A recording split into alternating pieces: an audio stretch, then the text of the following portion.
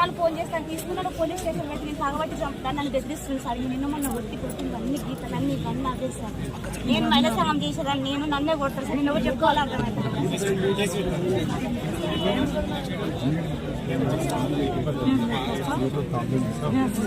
ఇంకా కేసు పెడతాక ఇస్తాను. నేను అలా రీసార్లు సెంటర్లు వేసి వచ్చాను సార్. 3 నెలలు తాగుతున్నాడని నన్ను జైల్లో పెట్టి కొట్టించామనేసి ఇంకెక్కువ కక్ష సాధిస్తున్నాను.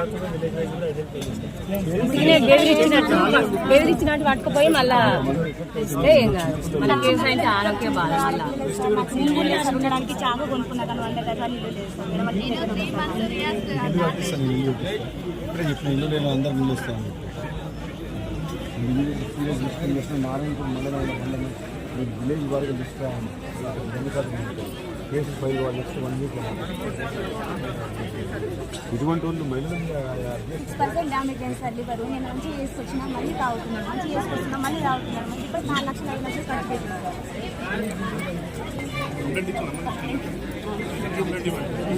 నేను వెళ్ళా కనుక్కుంటా సార్. ఓకే కదా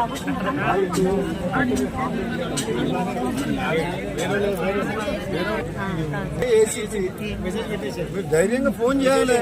పలానా ఇంట్లో అమ్ముతున్నాను చెప్పాలి. మీ పేరు రాదు ఎవరికి. ఏమంటే పోలీసులు వస్తే పట్టుకపోతారు.